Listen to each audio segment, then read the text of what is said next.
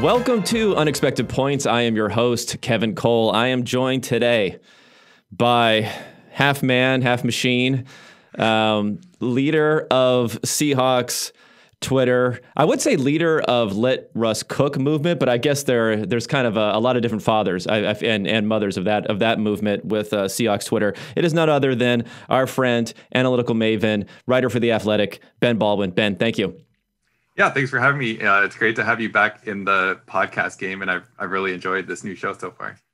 Yeah, well, thanks. Thank you. Hopefully I'm able to present some different things than your typical, weekly synopsis of what went on. And I think that's a big reason why I want to have you on here is I want to go through not only, some topical stuff like how I continue to die on this hill of Russell Wilson, maybe not being in the same tier as Patrick Mahomes, while betting markets and fans and even the big boss Chris Collinsworth continues to call him the best guy on the planet, which I think he is. I think he is playing there. I think he is the MVP so far this season, but maybe I see it as a little bit closer than some others. So I want to talk to you about that stuff. But I also want to talk a little bit more about the work that you're doing, the analytical work that you're doing, because you have been, it's kind of amazing to me because I know that you have like a career outside of the stuff that you're doing in football. So not only have you developed this NFL Fast R, which is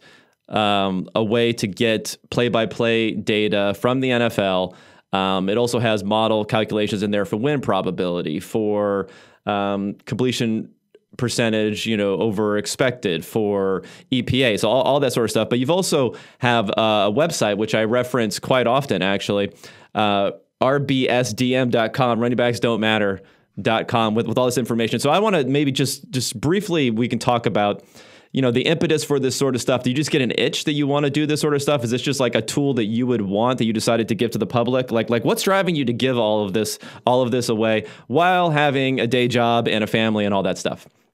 Yeah, so kind of the high level view is, like, as nerds, we say, here are bad stats and these other stats are good stats. So, like, for example, don't use passer rating because we have EPA per play and it's better.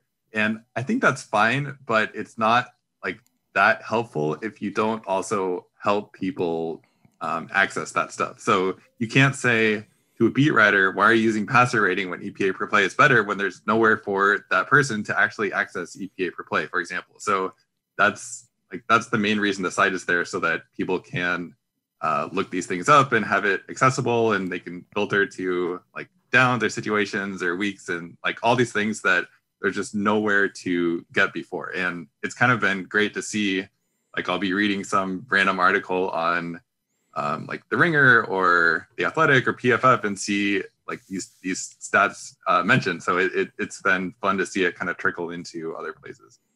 Yeah, I'm seeing on Twitter screenshots in particular of game outcomes because you have the box scores. You have the box scores on there.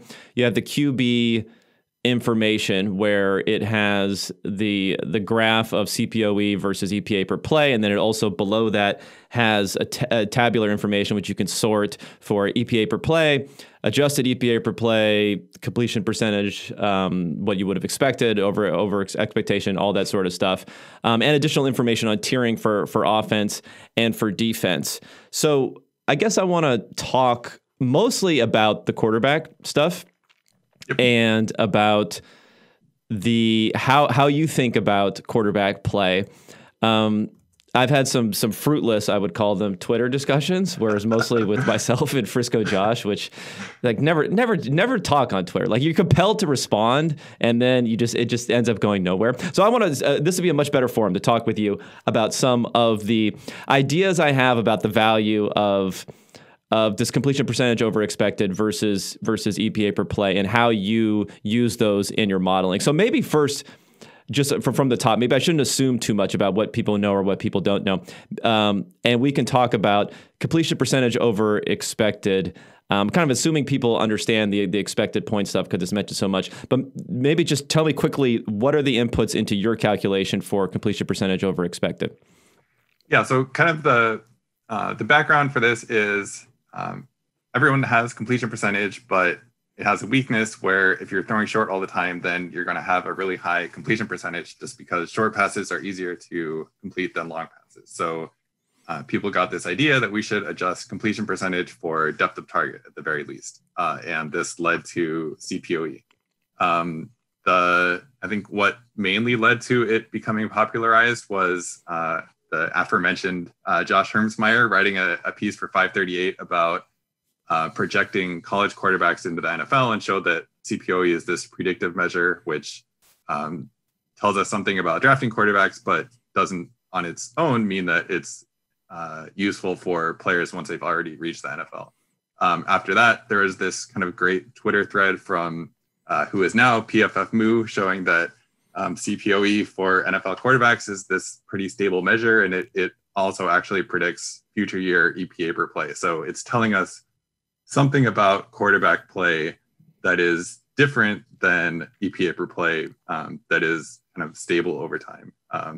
So with this, this is basically the Moo thread is why I became interested in CPOE and started looking at it myself, and was wondering if we could kind of combine CPOE and EPA to make a more stable and more predictive measure of how a quarterback would perform in the future. Maybe I shouldn't say perform, of a quarterback's efficiency in the future as measured by EPA per play. And I think the benefit of adding CPOE and EPA per play together is that, for one, it kind of smooths out some of the randomness in EPA per play. If you think about like the impact of very huge negative plays. And another one is it's hard for a quarterback to kind of trick both measures. So like, for example, you can get a ton of EPA per play by like a pop pass or a screen pass that's taken for a touchdown or something. And that's going to move the needle on EPA per play a lot, but it's not going to affect CPOE. And as I'm sure we'll get to, there's some quarterbacks that CPOE is probably too high on, but you can have a high CPOE and a low EPA per play, and that's probably telling us something different about different quarterbacks. So that's kind of my my summary. Yeah, no, that makes sense. And now, I guess when we're talking about EPA per play, so obviously that is a value metric. That's going to account for a whole slew of things. One of those things that's built into it is, kind of how accurate a quarterback is, because, if they don't deliver the ball to the receiver, then you're not going to derive any value of that. So do you think there is something in particular about accuracy? And I'm going to say that let's just think about CPOE, at least I'm going to think about that as more of a proxy for this one part of a quarterback's game, which is accuracy. Do you think there's something particular about that adds to the stability of EPA per play, or is it just this is a calculable stat that we can, I don't know if that's a word, that we can put together, and therefore it adds to it, where there are lots of other aspects of a quarterback's game which get wrapped into EPA per play, like decision making and processing and finding the open receiver and all these other things that you can't add separately to a model, essentially. Or do you think there's something in particular about accuracy as being, on a different level from some of these other traits when predicting quarterback play going forward? Yeah, I think so if I had to guess, that's my explanation. So my guess would be that accuracy is important, which shouldn't be controversial. Like throwing a football is a very large part of a quarterback's job. And for most quarterbacks, accuracy is probably not changing a lot over time. So that would explain both the stability and the predictiveness of EPA per play. Right. Okay. So, and then for when you're modeling on this, you found that weighting them essentially equally is how you look at that. And when you're combining them, are you looking at them, like, are you scaling them and then combining them together? That's how you're coming up with the metric that you have? So the original version was I just did a linear regression of EPA per play and CPOE on next year's EPA per play and combine them that way. That was before NFL FastStart existed. So it was the EPA model from NFL Scraper and CPOE from, I don't even know. I guess there was no like real CPOE model back then. But since NFL Scraper doesn't exist anymore, over the offseason, I redid it, and it's not linear anymore. So it's basically like a smooth function of both of them. And I don't know if the 50% thing is actually true anymore. It's possible that EPA has a higher weight. I haven't actually checked. And kind of what the real impact of redoing this with a smoother is kind of tampering down what happens at the extreme. So instead of like the index being a linear function of CPOE, if you have a really high CPOE, then there's kind of diminishing returns to being quote unquote too high or too low.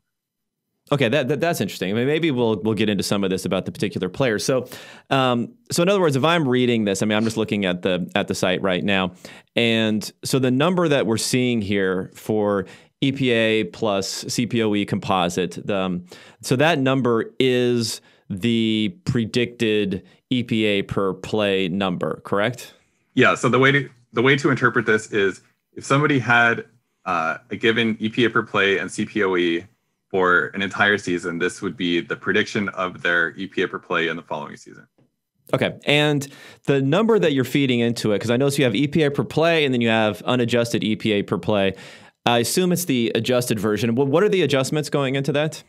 So the only adjustment is kind of tampering down very, very negative plays. So there's a cap on negative EPA plays at the average value of a turnover, which is negative 4.5 EPA. Okay. I originally started doing this because I was trying to replicate QBR, and they have this is kind of what they do, and I found that it helped the stability of it a little bit, which makes sense because there's a lot of randomness in whether an interception becomes a pick six or if a fumble is returned for a touchdown, and that doesn't really have a lot to do with the quarterback.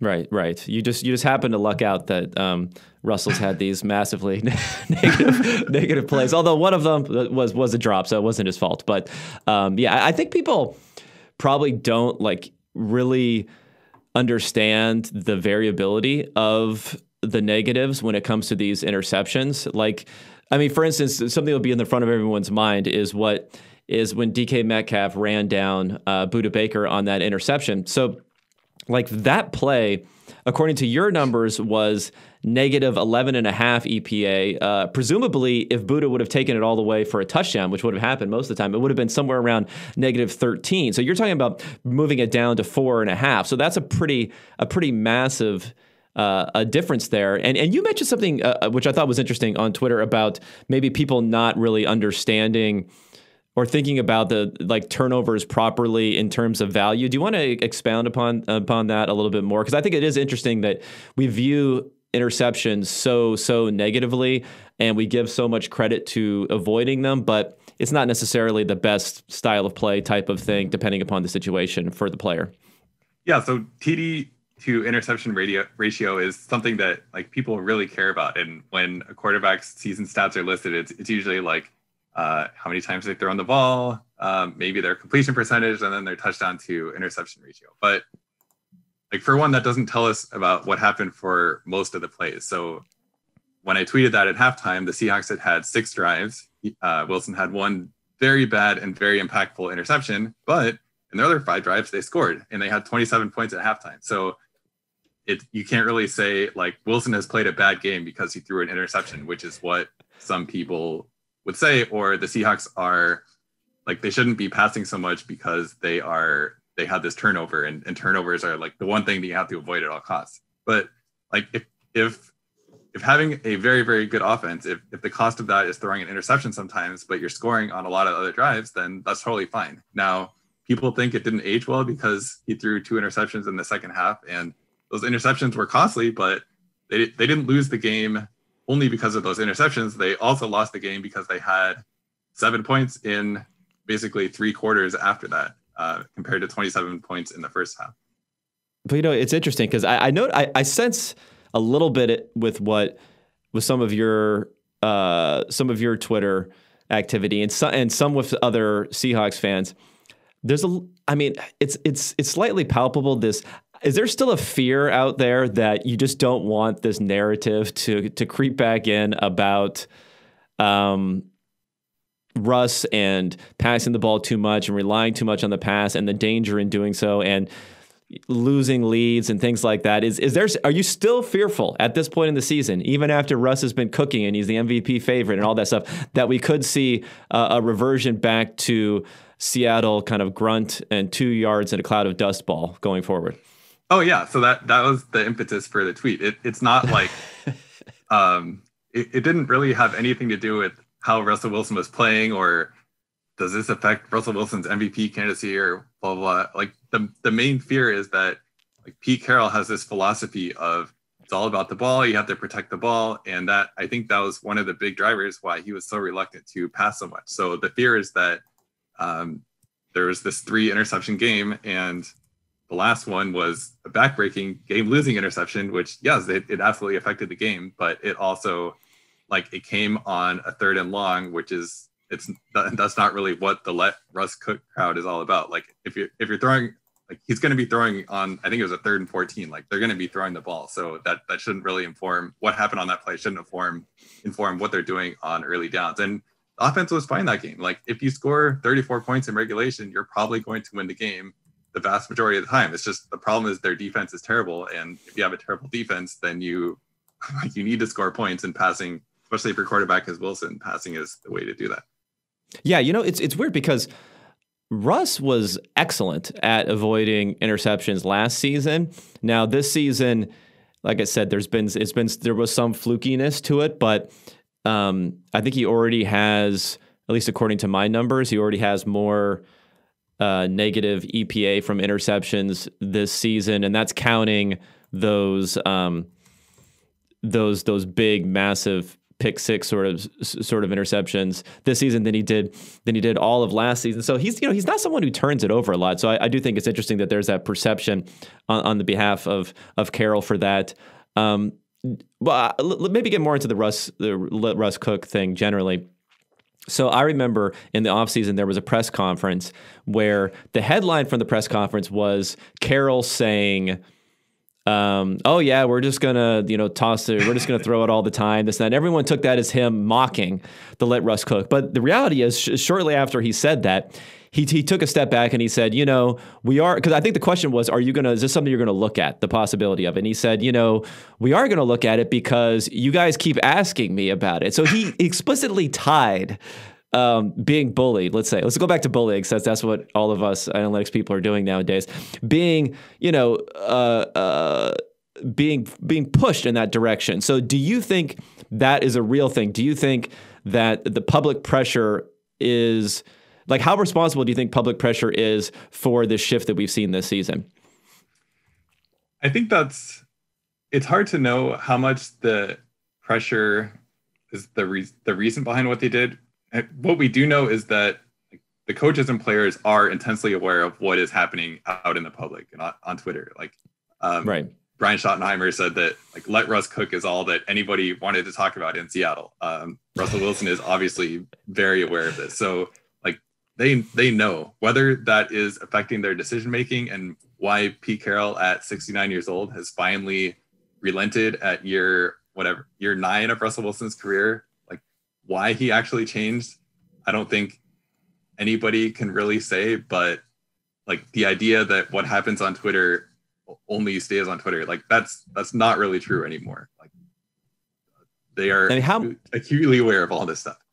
Yeah, but how much do you think is a direct effect? So they see what's on Twitter versus, I think what I've seen more than anything, and what I think has been more effective than anything, is you have there's a proliferation with The Athletic and other places of beat writers who are pretty tuned into Twitter, and I think are pretty smart and pretty willing to listen to new ideas, and they become a conduit for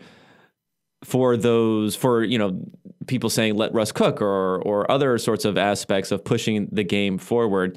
How much do you think it's that? Because you do have some pretty good beat writers who are working with the Seahawks who have been not only amplifying this stuff on social media, but they asking Pete Carroll about this in press conferences.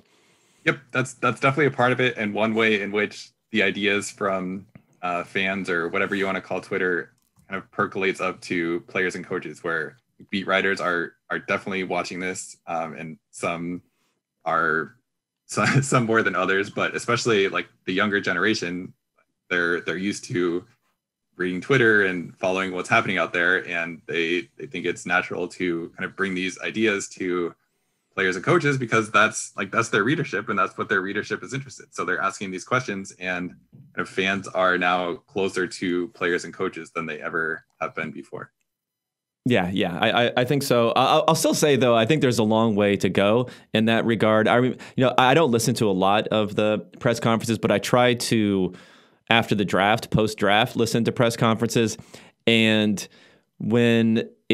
I think there was some with the Ravens where there's some people asking, hey, what's up with that second round running back pick when you have, Lamar Jackson can turn anyone into a 5-yard per carry type of rusher, and you have Ingram and you have all this sort of stuff. There was some of that. But then when I listened to, the Lions press conference, I basically heard nothing asking about that. The fact that they drafted a running back after having taken Kerryon Johnson just before that.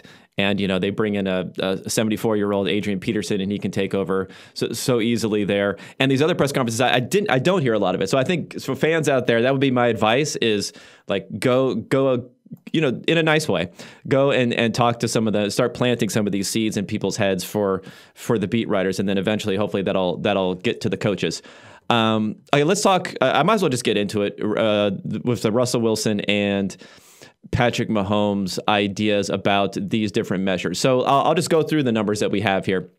So for your adjusted EPA per play number this year, Russell Wilson, who is in betting markets about a 50-50 chance of winning the MVP, although we don't really know what that number means because some of it could be influenced by having taken a lot of money on Wilson before, and obviously there's the VIG built in there, and so, but still a healthy favorite over anyone else. I think the closest next to him is Rodgers, who's more down in the 20% range. So he, in the adjusted EPA per play number right now, Wilson is fourth.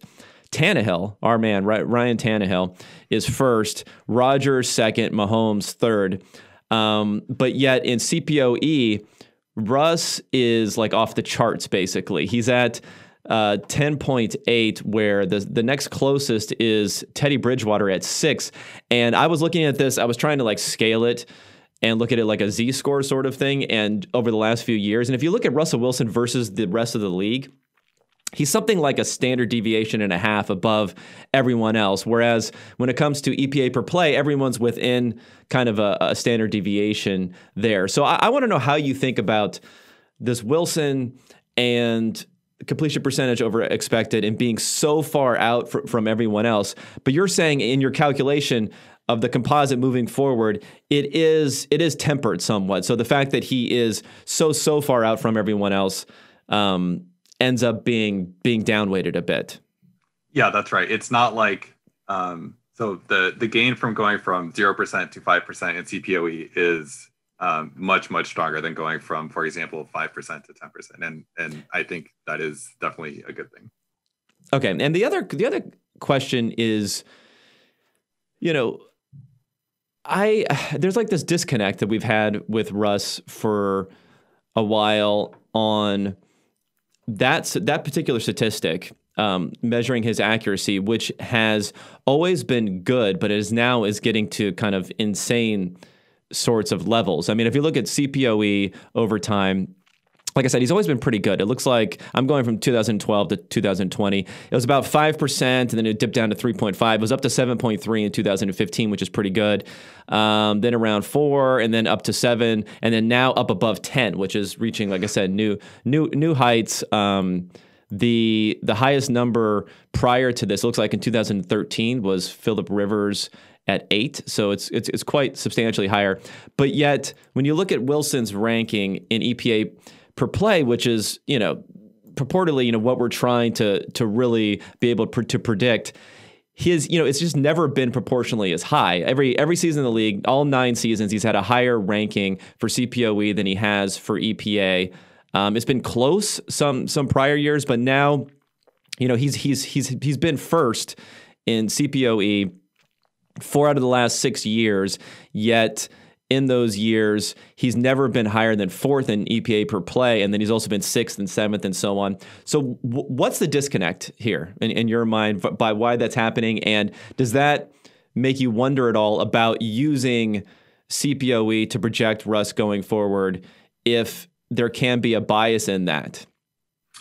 Yeah, so I think there are a few things going on. So number one is CPOE is probably, so it measures one certain part of quarterback play, which is how well do you complete passes. That is probably the best part of Russell Wilson's game. So he is very accurate, and he is very, very accurate throwing down the field, and completing those passes is what gives you the biggest boost to CPOE. So that's kind of one thing, is that it's kind of, I don't want to call it narrow because it's, completing passes is important, but it's just kind of one slice of what quarterbacks do. Relative to EPA per play, that is measuring his greatest weakness, which is taking a lot of sacks. So that's going to hurt his EPA per play and not hurt his CPOE. Another thing is that prior to this season, the Seahawks have been very, very run heavy on first and second downs, which is kind of the best time to rack up EPA because the defense isn't expecting passes. So if you have more of your passes on third downs, like Wilson did, then it's going to be harder to kind of look great on EPA, where CPOE has down in the model. So you're not going to be penalized in that way. Another issue is that Wilson's offensive line was very, very bad. And I think that throwing disproportionately on third downs is probably especially harmful if you have very bad pass protection. And if you're getting sacked or throwing the ball away a lot on third down, then that's going to hurt your EPA and not your CPOE. There was one other thing I was going to say that I forgot. So I'll let you react now. Yeah, no. I think this year the disconnect is a little bit. It's probably would have been a little bit less if it weren't for the fact that he's probably it's probably unlucky, the fact that he's throwing so many interceptions. I mean, you have a down weighting of that, but even so, this is atypical for Russ to be throwing these interceptions. And I think sacks are the obvious thing. And I mean, although when I'm looking at pass EPA, I think that Russ has stepped up to a new level as far as he's really, he is leading. Like if you net it out, if you said, let's forget about sacks, let's forget about interceptions, although normally that's something that would help Russell Wilson, but this year, not as much. Then he has, at least according to our numbers here, which I know they always differ a little bit across EPA. So I have him for 113 expected points added just through passing when you net out interceptions, which is the highest of anyone. And Rodgers on a per throw basis is close, very close, if not like maybe slightly better. But he's higher than Mahomes and everyone else there. But yeah, it really is the sack number where actually this season hasn't been that bad for Russ if you look at it. But he's still, 1, 2, 3, 4, 5. Let me say he's still in like the top 6 or 7 as far as taking sacks is concerned. So I guess this kind of feeds into the thoughts that I had about his placement in the quarterback hierarchy versus I had specifically Patrick Mahomes and others. Like I was looking at prior years, if you take, let's say, sacks and scrambles, which are probably the two least valued aspects of a quarterback's game, which have a lot of strong effect on EPA per play, that, he's probably spotting Mahomes, maybe not as much this year, but in prior seasons, like it's almost spotting someone 45, 50, 60 EPA every season. So I guess my question is, can he overcome that just through this passing success that he has? And maybe that's why I view them differently. Do you think it's fair to do that, or do you think you should really just focus on the totality of the performance, and that's why you can see them as being on the same plane? Yeah, I remember the other thing I was going to say. So a lot of my explanation for Wilson's divergence between CPOE and EPA had to do with the Seahawks not letting him throw the ball on early downs. And right. the hypothesis there would be that if the Seahawks did let him throw more on early downs, then we would expect CPOE and EPA to be similar.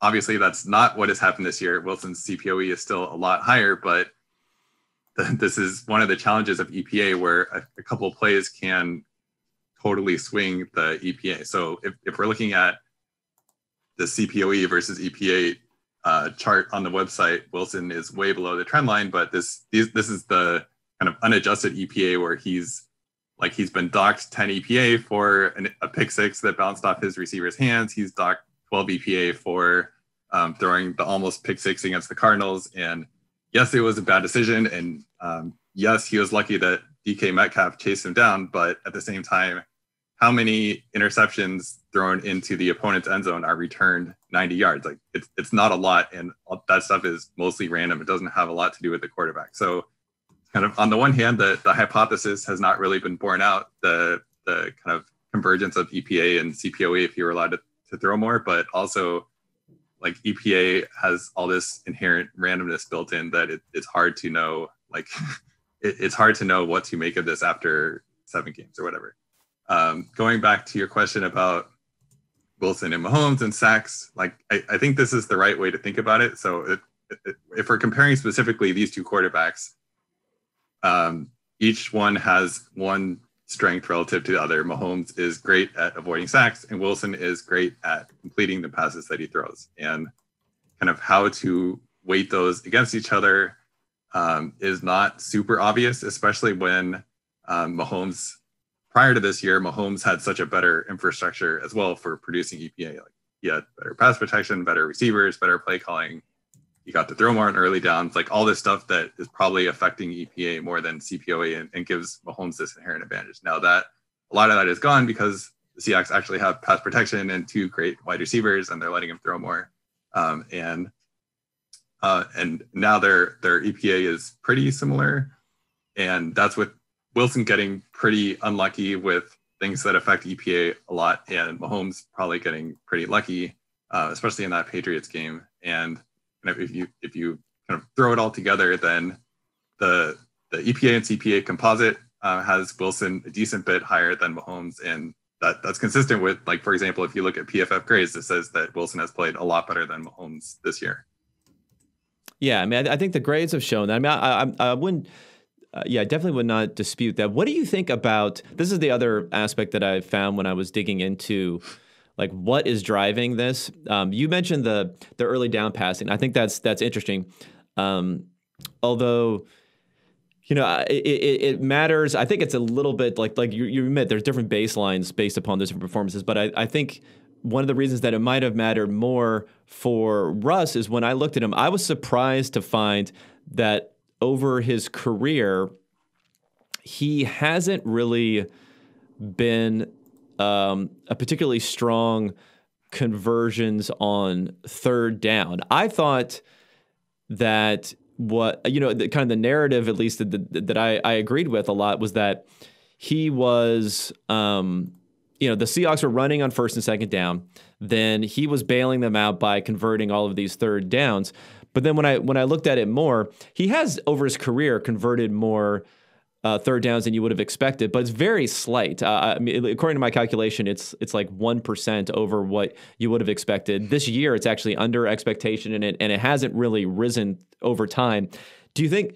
I know third down conversions can be noisy in a particular season or in a number of weeks or things like that. Do you think there is some signal here over his career that he's not as good at converting third downs? Because we have someone like Patrick Mahomes, where, again, this could be scheme, it could be other things too. But, Patrick Mahomes has been able to convert, according to my numbers, about 45 more third downs than you would have expected. So he's converting, an additional 10 to 15 a year, whereas Wilson's right around what you would expect.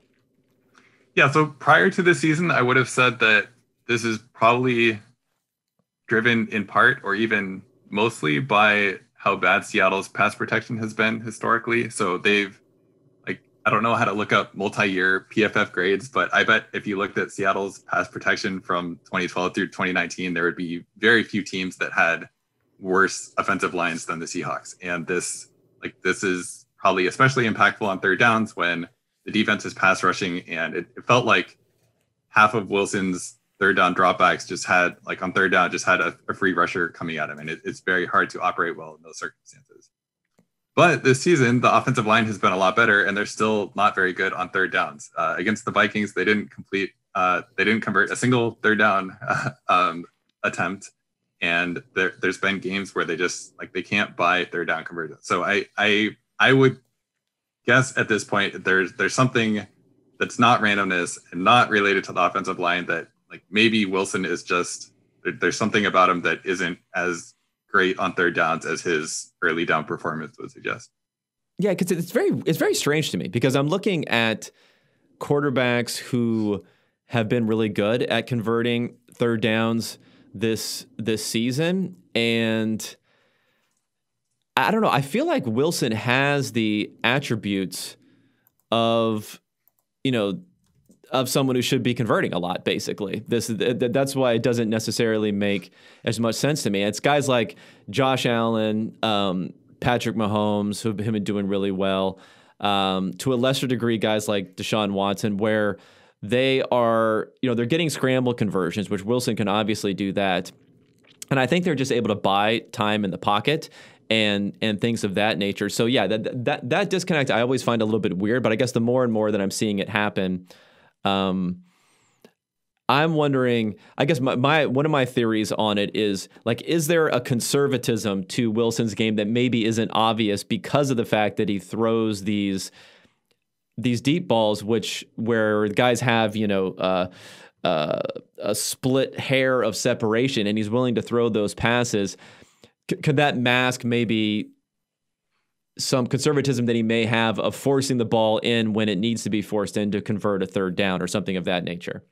Yeah, I think that's definitely possible. And here it's hard to know how much of that is inherent to Wilson versus playing for a coach that is very, very conservative about turnovers and really wants to avoid those. So, like, I'm sure Carroll is drilling into Wilson, like, if there's nothing there, don't turn the ball over, we'll punt, and we have to protect our defense because the defense is Pete Carroll's baby and he wants it to be in the best position as possible. And this isn't to kind of say that Russ isn't liable here, because, like, he's the one actually making these plays and making these decisions, and what happens on third down obviously impacts the Seahawks. But it's one of those things where it's hard to separate, like, the philosophy of the coach from what the player wants to do. And at this point, they've been together so long that those are probably melded together. But yes, I absolutely think that some of this is probably Wilson being conservative on third downs when there's times that he should probably just let it rip. Although in the last game, 2 of its interceptions were on third down. So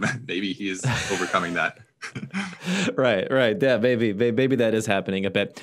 And another thing that I thought was interesting when I dug into these numbers more and more is I do think, like, using this accuracy, using CPOE and then using EPA and looking at them versus each other gives you, it's not going to tell you everything about a quarterback and maybe style of play and things like that, but it does have interesting groupings on there. Now, I mentioned earlier that Wilson was kind of an outlier in the fact that we have 9 years of data for him with these 2 metrics. All 9 years, he's had a higher ranking over in the NFL for his CPOE versus EPA per play. And when I looked at other quarterbacks who had done so, people aren't going to like to hear these names, of course, but other quarterbacks who'd done so. So Kirk Cousins was someone who showed up. He had all 6 seasons that he has a qualifying number. He's had a higher CPOE versus EPA per play. Others who are kind of fit that bill on here as far as having, on average, a higher ranking for CPOA versus EPA per play. We have Teddy Bridgewater. We have Ryan Tannehill, which is kind of interesting because Tannehill, this is mostly Tannehill Miami, not Tannehill Tennessee, which gives some credence to the scheme question here because it's become much more equalized as he's moved over to Tennessee. We have Sam Bradford, Marcus Mariota, guys that, it's always, like I said, it's very difficult to judge, like, conservatism, but I think those are guys who have been questioned about that sort of trait throughout their careers. But then you also have guys like Deshaun Watson. So I'm not quite sure. Now, if someone were to say that Kirk Cousins and Russell Wilson have similarities in the play like this, like how insulting is that, I guess, to Russell Wilson fans, if you say Kirk Cousins is like, there's some aspects of him you could say he's like a poor man's Russell Wilson in a way. So I think looking at this is interesting because it kind of results in groupings of players, and in that those names you just read, there's basically two types of ways to have this happen. One is to take a lot of sacks, and that's the Russell Wilson, Kirk Cousins, Ryan Tannehill, Deshaun Watson group, and like those are all pretty good players, and kind of a group of players that is good at completing passes usually, and takes a lot of sacks. And we know that sacks are in part a stable part of quarterback play that are negatively impactful. So like no one should argue that Russell Wilson or Deshaun Watson take a lot of sacks, because they do. It doesn't mean they're bad quarterbacks. It's just like something about their style of play. So that's kind of group A of having higher CPOE than EPA would suggest. And group B is kind of the players who have high CPOE by attacking parts of the field that are not valuable by EPA. So this is like the Teddy Bridgewater, Derek Carr. I can't remember the other players he listed, but like I don't think Sam Bradford. Yeah. Bradford is a great example of this of not pushing the ball downfield. So you can complete a lot of passes, but if they're all being short, then that's not as valuable as attacking downfield like a Wilson or Watson would do. Now, on the flip side, so maybe we could talk a bit about Mahomes here, because I know you send out some stuff showing his CPOE, and I don't know the proportion of troll versus honest opinion on this when you're putting him next to Jimmy Garoppolo and you're saying, hey, look, two system quarterbacks or whatever, or two guys who have everything schemed for them. But it is interesting that when I looked at the flip side of this, so I said guys who are significantly higher on their EPA ranking on average versus their CPOE. Yeah, right at the top we have Jared Goff, Patrick Mahomes, and Jimmy Garoppolo. Now, this is going back to 2006, which I think is as far back as we have the ADOT data in order to calculate the CPOE. So does this... But maybe I'll ask you first with these thoughts about who these quarterbacks are. How much does this say to you? This is a system scheme thing versus how much does it say to you that there may be things that they're doing outside of accuracy that either are, in the case of Mahomes, maybe easy to recognize because everyone sees him as this elite quarterback, or in the case of Goff and Garoppolo, where it may be harder to recognize, that is boosting their productivity over what you would expect just based upon this accuracy metric? Yeah, so the Mahomes Garoppolo thing is that was from a comparison of, so in NFL FastStar, we have our own version of CPOE that is from public data, and the biggest driver is air yards. When comparing that to the next gen stats, which have their own version, they do it from tracking data. So they have things like pressure on the quarterback and receiver separation, blah, blah, blah. If you kind of plot one against the other, then they're very, very strongly related, at least this year, except for two quarterbacks, which is Mahomes and Jimmy G. And the NFL FastStar model is much higher on both of those than the next gen stats model. And my guess is that the next gen stats model knows that both of those players are throwing to open receivers more often than other players are. And I don't think anyone would dispute that about either quarterback. They both have very good offensive head coaches who are scheming for them. Going back to, go ahead. Sorry. No, go ahead. Going back to the EPA versus CPOE thing, this has been pronounced for Mahomes, but it would be much, much, much more so if we use the next gen stats version of CPOE, which builds in the receiver separation thing. Now, the question is, to what extent is Mahomes, quote unquote, responsible for this receiver separation part, which I think is what you're asking about with decision making. And I think there's, yes, there is some aspect to that where we see Mahomes avoiding getting sacked, which is one of his great traits, and scrambling out. And then afterwards, there's a wide open receiver. And in cases like that, we shouldn't we shouldn't use that against Mahomes because like that's a play that he's making and most quarterbacks would not make. But there's also these plays where he's throwing to wide open receivers, like trying to think of example, like the tunnel screens to Kelsey and stuff like that, where like a lot of quarterbacks could make those plays, and Andy Reid is just very good. So there's some kind of mixture of those going on, and I think EPA is like the system he's playing in is definitely beneficial to his EPA, and that doesn't mean he's not a great player because obviously he is a great player, but I think EPA probably overstates how well Mahomes has played in his career. Yeah. Okay, I think that's fair. But one thing I wonder about these, okay, first of all, when it comes to the next gen number for CPOE, I'm a little bit, I mean, I wouldn't say troubled, but I'm a little bit, I always end up wondering all the different components that we're talking about that go into this, because like there is how fast the quarterback's moving when he throws the ball. There is how far downfield, obviously, that we talked about. There is the location. This is beyond the separation angle. There's a location where there's the sideline versus it's the middle of the field. I think there's some other ones in there, like closest defender, I believe, like how close the pass rush is when you're throwing it. So like all of these different things, well, I think each one of them, if you could look and see what the adjustment is, I think it could be interesting. But at the same time, there is some like selection bias in, like if you're not willing to throw the ball into the middle of the field, then and you're throwing it to the sidelines, and you can complete these like amazing sideline passes, but they're not necessarily the best pass that you could be throwing, right? Like you could be throwing a ball more into the middle of the field, and the reason quarterbacks are not willing to throw into the middle of the field is you get more EPA per target when you do that, but normally there has to be like a bigger window for someone being open because you're afraid you're going to get intercepted, right? You're going to get intercepted much more often when you're making those sort of plays. Or if you're talking about a play like a Patrick Mahomes play where he's rolling out to the side, he has a defender right next to him, and then he chucks the ball 55 yards downfield, it's like, who do you even have to compare that to, right? Like, where's your selection of quarterbacks to compare, like, how difficult of a throw that may have been or not? So I guess that's why I'm a little bit, like, I think it's good to compare both of them. I think it's good when, like, I wouldn't necessarily put the NGS model above just a straight pass depth model, because one of them, then with the pass depth model, it really is just measuring how good you are completing this particular task without having all these different adjustments. Now, going further into this style of play thing, I mean, I'll look at some other quarterbacks who have this higher EPA versus CPOE.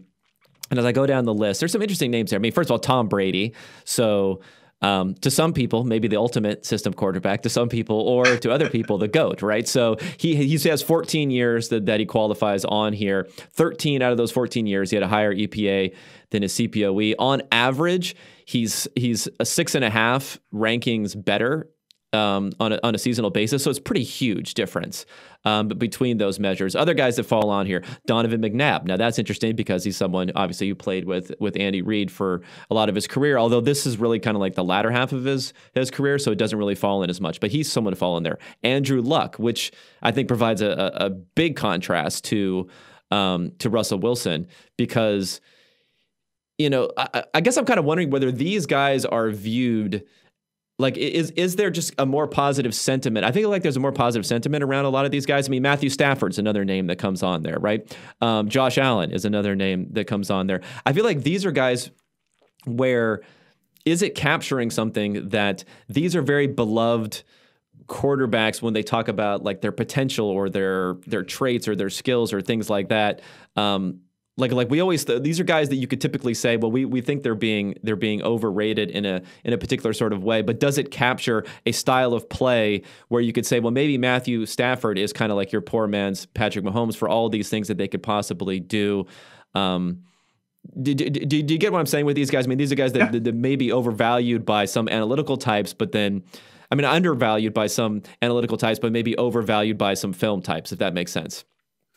Yeah, I think, like, one question that I don't really know the answer to is, like, if somebody has a higher how long of higher EPA per play than CPOE do we need to conclude that EPA is probably a better measurement for a player? Like, because ultimately, what the goal of a play is to produce positive EPA, and CPOE is just like one of the ways in which a player does that, which is completing passes. But like, if Tom Brady has higher EPA than CPOE for 14 straight seasons or whatever it is, then we can say that like EPA is probably a better measurement of his value because he does things like avoid sacks and avoid backbreaking turnovers and things like that. And it's probably a better descriptor of how good he actually is than the CPOE. And the flip side of that is someone like Drew Brees, who I think CPOE has liked a lot more than EPA over the years. And that's, I think, in part because he throws short so much. So like his passes are on average less valuable than somebody like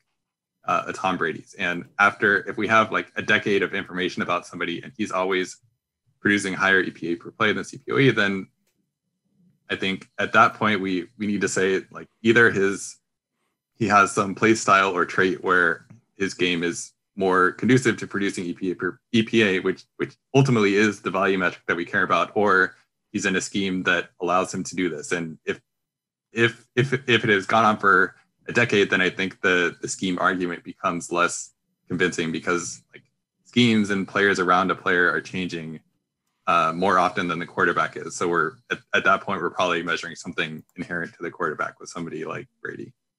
Yeah. It's actually interesting with Brees because his numbers he has fewer seasons where the CPOE was better than EPA over CPOE, but he's closer to being average. He's closer to being aligned than these other quarterbacks are. I think you do find more quote unquote kind of like elite names in the EPA over CPOE, which kind of makes sense, right? Like you're going to have Brady, Peyton Manning falls in there too, although it gets a little bit muddled because as he like those 2014, 2015 where he basically died and the second half of 2014 and 2012 where he came back from the neck injury and he was not quite the same guy. Those were the seasons where the CPOE and the EPA were like very close. And he has some other seasons. Unfortunately, Peyton Manning kind of breaks this metric because he's like the best at both too often. So you can't really get like a good comparison because he's just like this perfect quarterback as far as how he was playing there.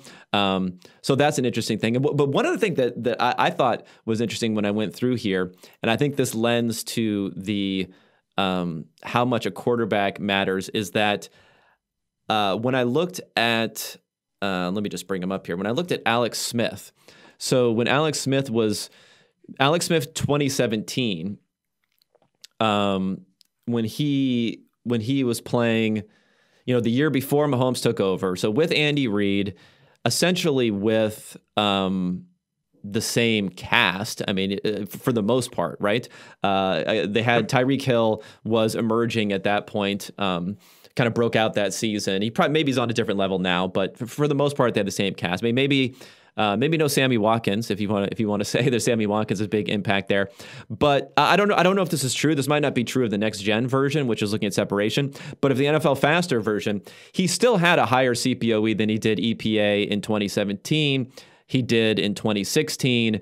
And then if you move further back where he was struggling a bit more, then it kind of flipped over to EPA versus CPOE. So it is interesting that Smith in the same offense with the same players, with the same coach, had the inverse relationship where he was second in CPOE in 2017, but then he was seventh in EPA per play. So it is possible that the quarterback, we're probably looking at an extreme version with someone like Alex Smith, but there is obviously a quarterback influence on this number beyond the scheme and how open receivers are and things like that. Yep, I agree. Okay, now let's quickly move on. I want to talk about the article that you came out with today. I haven't looked at a great distance, but we're kind of talking everything fourth down in the NFL. So what are the biggest things that you're seeing, not only with the model that you've made and what coaches are doing, and how big of an impact do you think really the fourth down aggressiveness is having on the NFL this year?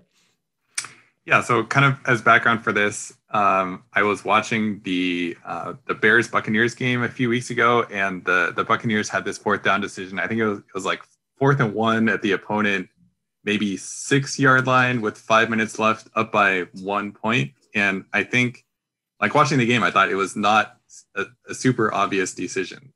They were down by 1 actually. So like, do you kick and put yourself up by 2, which like it feels nice to have a lead, or do you go for it and try to score a touchdown, which would have a bigger impact on the game? They ended up kicking and then losing. And I was like, I want to have like some sort of way to say whether decisions are good or not. So I put together this 4th down calculator that's built on basically the NFL Fast Star win probability model. And it looks at, based on this distribution of possible outcomes, if you kick a field goal or punt or go for it, then what is your average win probability across these states? And then it ultimately spits out some final recommendation. What I found is that, so I put together this model and then looked at how closely NFL head coaches have kind of adhered to the recommendations of this model when the model makes a quote unquote strong prediction, and found that number one, they actually, at least in 2020, they actually have been following the model somewhat closely. So I think it's something like 2/3 of the time when the model really thinks you should go for it, coaches have gone for it. And then when the model really thinks you should not go for it, they basically never go for it, which is interesting in and of itself. But also the rate at which coaches have been aggressive when the model says to be aggressive has increased a lot, even over the past few seasons. And like we sort of knew this already, but it's nice to have like this framework to evaluate decisions and then compare this framework to what coaches are actually doing. And I know PFF has their own calculator, and I'm guessing it would say similar things, but that's basically what I thought we learned from this. Yeah, no, I mean, I think what's interesting though is that just generally, like, offense has been so much better this season, and like there's this feedback loop of, you know, you play well, you succeed more often than what you're expecting, which is happening across the board, and then you end up trying for it more often. So I think we're seeing that a lot in what's going on here. Now, do you? I guess I have a couple of questions about this. One, is this like sustainable? So will this continue beyond this kind of the season that we're seeing now for what's going on? Do you think that's the case? And has there been anything as far as in crafting your model where even anecdotally that there are certain situations where the model is a lot more aggressive than what coaches generally are, or vice versa? Yeah, so I think to the sustainable part, I would definitely think yes. I think one of the main reasons that coaches were reluctant to go for it is the kind of questioning / criticism that they would face afterwards if they didn't. But as it becomes more and more common to go for it, then it almost feels routine, and nobody's really, well, I shouldn't say nobody. Fewer people are blinking an eye when a coach goes for it in a situation where maybe they wouldn't have in the past and they didn't get it, because like more and more people are understanding the logic, and like, here is what the model says, and retaining possession of the football is actually really important in a game where the goal is to score points. And I think people are getting that more and more, and hopefully this piece adds to that in some small way. For the second part, I think the model is much more aggressive than NFL head coaches. And we kind of see that in both, like when it says to kick, they kick 100% of the time. When it says to go for it, they go for it about 2/3 of the time. And that shows that they're kind of, when they're going with their gut and overriding the model, it's only to be more conservative. And I think that is still probably the natural leaning of coaches. The other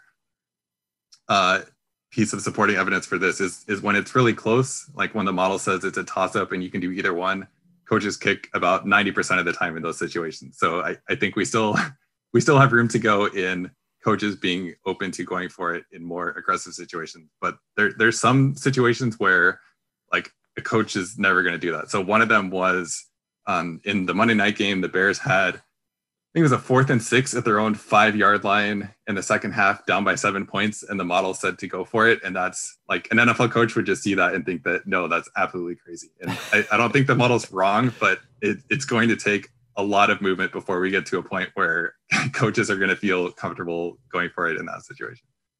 Now, one other thing I wondered about, because let's like the assumptions that are built into these models, specifically the win probability assumption, I'm not sure how much that tracks perception, coaching perception outside of at least the second half of the game, but maybe even outside of the fourth quarter. Because at least what I noticed when I looked at win probability and we all look at the run pass ratio and what that means in game scripted win probability. And when I looked at it by quarter, it didn't really affect, like, run pass wasn't that affected until we got to the fourth quarter. So even if you were a 95% chance to win, teams are much more likely to run under that circumstance in the fourth quarter than they were in earlier quarters. Now, some of that makes sense because the time difference is it's like a greater proportion if you're running 40 seconds off the clock in the fourth quarter than if you're running it earlier. But what I'm wondering is, for coaches, like, if you're inputting into this, there's a 95% win probability, but it's only the second quarter. Let's say there's a 5% win probability, the flip side of it, but it's only the second quarter or the third quarter. Like, is there a disconnect in the fact that coaches probably aren't necessarily viewing that way because they can't really comprehend? It's more difficult to comprehend only having a 5% chance to win when there's so much time left in the game or something like that. Yes, absolutely, and that's one of the drivers of aggressive decisions that is just completely divorced from how coaches think. So going back to that Bears example, I think it was 10 minutes left in the third quarter and they were down by 7, and since they were pretty decently sized road underdogs, the model was like pretty close to writing them off in that game already. And a coach is never going to think that way. There's 10 minutes left in the third quarter and I'm down by 7 points and you're telling me the game is almost over. Like, that's just, right. that's such a hard message for coaches to understand, in part because, like, they get there because, like, they have supreme confidence in themselves and, like, they've risen to the top, and, like, they're always going to think their team has a chance in that game, especially the Bears, who are 5-1 at this point. And the model's basically saying you have very little chance in this game at this point. So taking the risk is something you need to do to help you get back in the game. And a coach is going to say, no, I'm down by 7 points. I want to punt and hope my defense comes up with a stop and kind of play the game out that way. Ultimately, they punted and then the Rams scored, and then the game really was over. So in this N=1 sample size, I think the model was onto something here.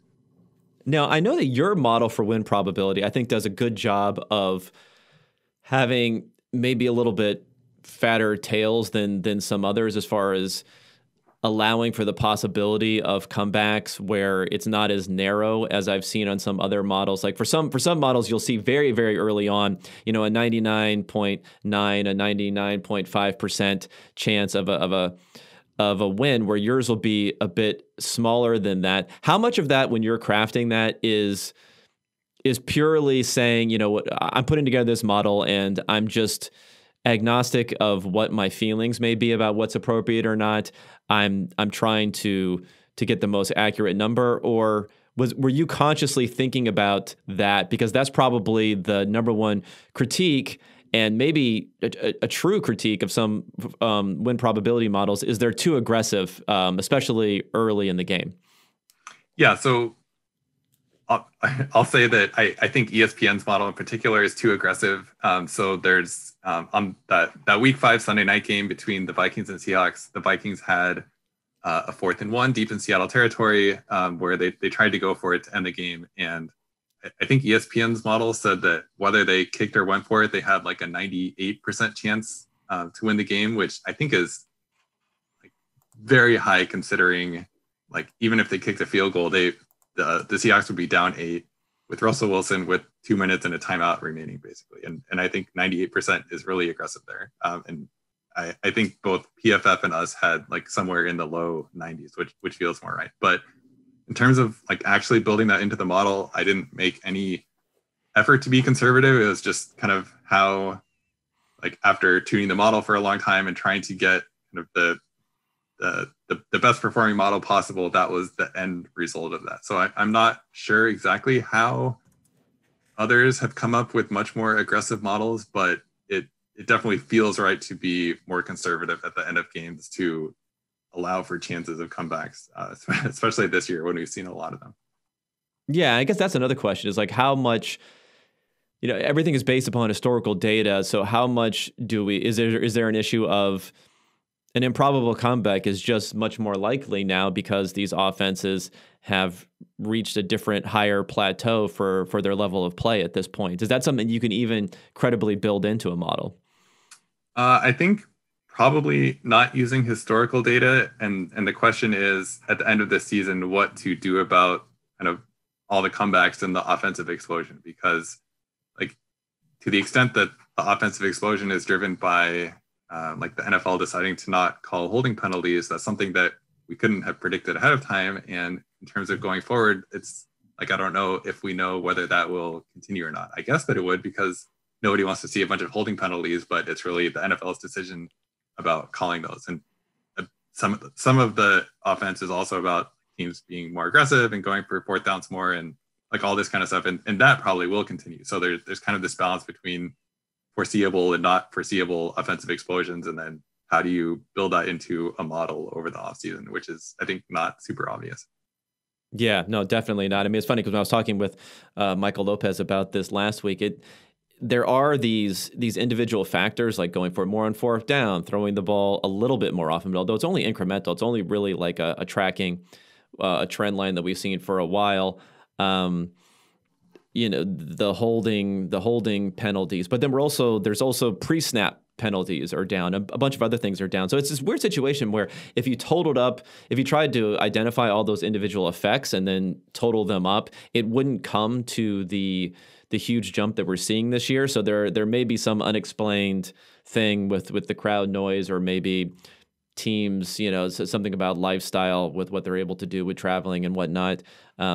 That's coming into it, or these things have a compounding effect when they all happen at the same time to bring us to some new levels. So I do think that'll be something interesting to study going forward. And, hopefully we won't see too many improbable comebacks, because then we'll be told that we're just guessing and not any better than what we're doing there. But I appreciate what you've done here in particular, because like you mentioned, I think ESPN is probably the one that gets shown the most. And it's like a convenient like screenshot sort of gotcha thing where you have the 99.8% out there. So I'm happy to flood the market with more information that shows it being a bit more conservative, and I appreciate that. Well, I think I'm going to let you go. I've taken a lot of your time here, Ben, but I want to, again, thank you for not only being on the podcast, but all that you're doing by providing all this great data. A lot of it was what I was able to dig through for part of this discussion. So we have rbsdm.com, where you can get all of the quarterback information, the box score data. People can follow you on Twitter at Ben B. Baldwin. Anything else you wanna plug right now, or different things that you're working on that you may want to highlight for the future? Nope. Just the fourth down piece that we talked about came out today as I'm speaking, / whenever you're listening to this, and it's definitely a work in progress. So if anyone has feedback or suggestions, then definitely happy to take them. But otherwise, thanks for having me on the show. Yeah, no, it's been great. I think now we've agreed that Russ and Kirk Cousins are the most similar quarterbacks out there. So we can put that to rest, and then Tom Brady and Patrick Mahomes. But anyway, thanks for joining me, and we're going to wrap this up, and then I'll be talking to everybody next week. Thanks. You want to get rid of me and get back to more great PFF YouTube content? All you have to do is push that button right there and subscribe. Thanks for watching.